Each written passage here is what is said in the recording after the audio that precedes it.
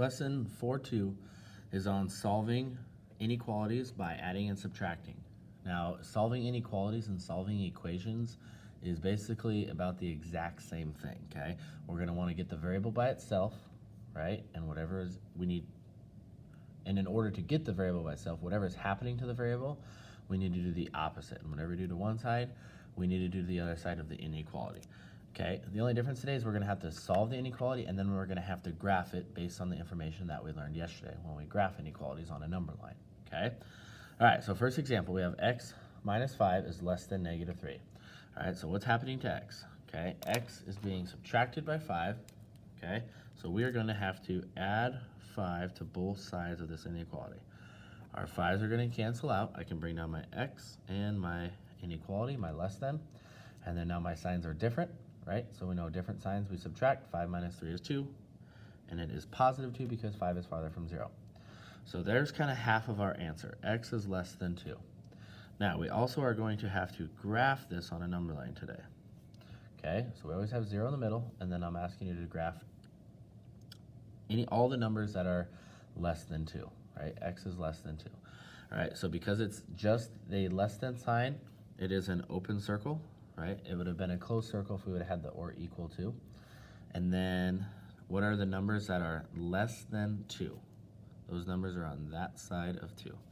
So it kind of has two parts today. We have to solve the inequality and then we graph it on a number line, okay? Next example, b minus 3 and 8/10 is less than or equal to 1 and 7/10. So b is being subtracted. So we need to add 3 and 8/10 to both sides. Make sure we line our decimals up when we have decimals. b is less than or equal to. We add because our signs are the same. And drop our decimal straight down. Okay, and it's positive because 3.8 was farther from 0. So once again, there's kind of half of our answer that says b is less than or equal to 5 and 5/10. So I have my number line 0. I have positive 5 and 5/10, which is on this side of the number line. Less than or equal to tells me to have a closed circle, right? Because we are including 5.5, right? And numbers that are less than or equal to 5.5, well, we have the or equal to 5.5 here, and then the less than is on that side. So either 5.5 or any number that is on that side of the number line of 5.5. All right, now if we have fractions, okay, remember when we add and subtract, we need to get a common denominator, okay? First, let's just worry about getting x by itself. X is being added by 3/4, so we need to subtract 3/4. And remember, if I said if we had a fraction, let's write those side by side instead of one on top of the other. So we're gonna subtract 3/4, subtract 3/4. I got x by itself, bring down my inequality, x is greater than. Now what I'm gonna do is I'm gonna just convert this mixed number to an improper fraction. So I'm gonna multiply 2 times 1 and then add 1. So 2 times 1 is 2, plus 1 is 3. So I have 3 over 2 minus 3 over 4. Now I need to get a common denominator. My least common multiple of 2 and 4 is going to be 4. All right, I took 2 times 4 to get 4. Sorry, I took 2 times 2 to get 4.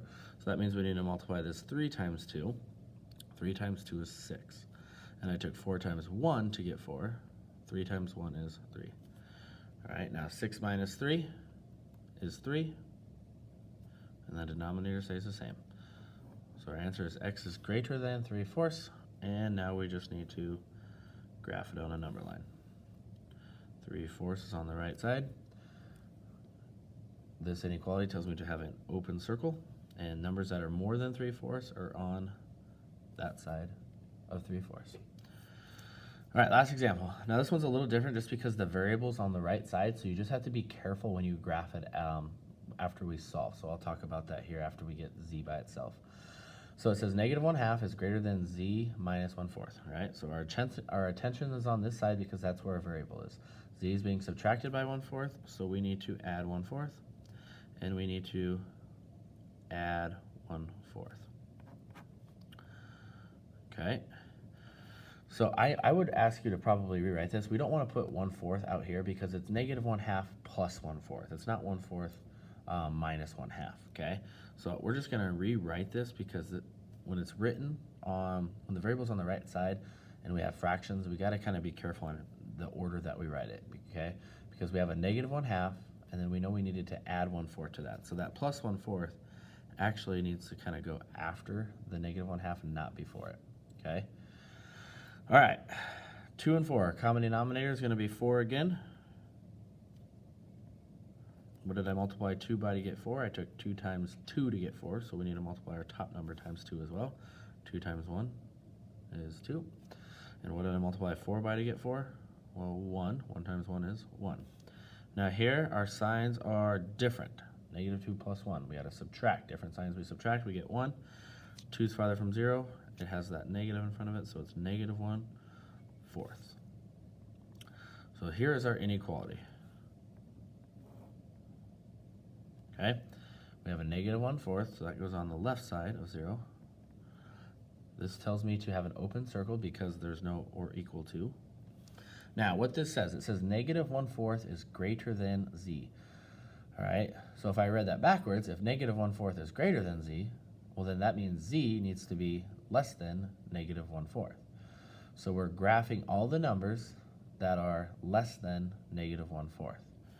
And those numbers are on that side of negative 1/4. Okay, so kind of 2 steps today. We need to solve the inequality, and then we need to graph what we get after we solve the inequality. Okay, homework is on page 134. We'll do 6 through 14 and 21 through 23. Make sure you solve those and graph those.